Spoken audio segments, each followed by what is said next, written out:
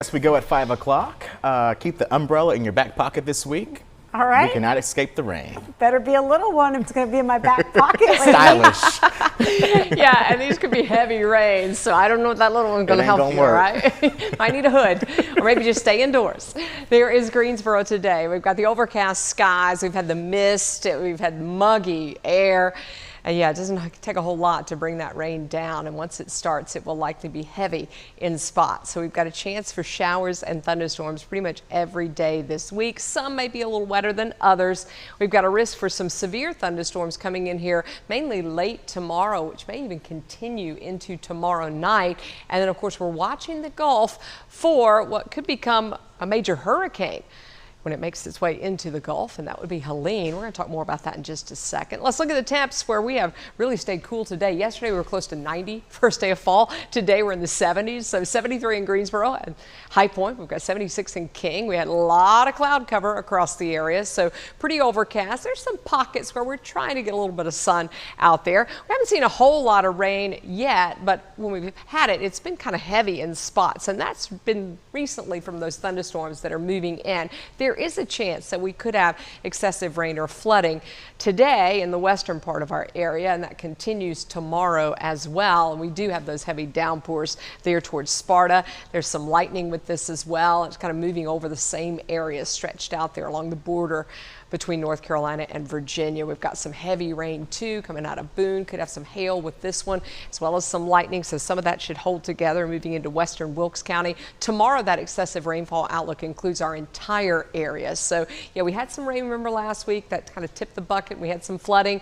I think we're going to see some of that again this week with that excessive rainfall kind of spreading east. And there's also that chance, like I said, for severe thunderstorms to develop mainly late day tomorrow. Wind and hail look to be the main threats from those two. That's from a real slow moving front. It's kind of putting on the brakes right now. You see that kind of stalled out boundary right over the Ohio Valley. And then we've got the warm front kind of snaking through here. That's the reason we had the mist and the fog and the low clouds out there. And I do think it's going to keep most of the real heavy rain maybe just to the west of the Triad, but we'll see a few of those making it east into the area. So if you look at the hour by hour forecast, this is going to take you through the evening. We'll see some of that rain kind of push through overnight and into early tomorrow morning. We still have really thick clouds. We could have a shower, could have some isolated thunder, but I think the focus for the rain tomorrow right now looks to be afternoon and evening. So by late afternoon, we're seeing some of those showers and storms develop, and then spreading us into the nighttime hours, you see that it's more significant coverage across our area. And like I said, there's that chance for at least isolated severe storms, and that includes Piedmont Triad too. So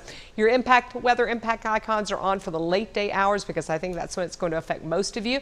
High temperature about 78 tomorrow afternoon. Temperatures are going to be in the mid to upper 70s in the foothills too. We'll have some thunder. We'll have some storms. We do have that severe risk. For the mountains, we'll see temperatures in the low 70s tomorrow. Also seeing those storms develop maybe a little bit sooner toward lunchtime or early afternoon. Speaking of storms, we've got an area of showers and thunderstorms. Potential tropical cyclone 9 moving north-northwest at 7 miles an hour. The forecast track has this one becoming a hurricane on Wednesday. Major hurricane as it approaches perhaps the panhandle of Florida by Thursday afternoon, and then working its way to the north. So you're going to watch this really get organized as it moves just east of Cancun.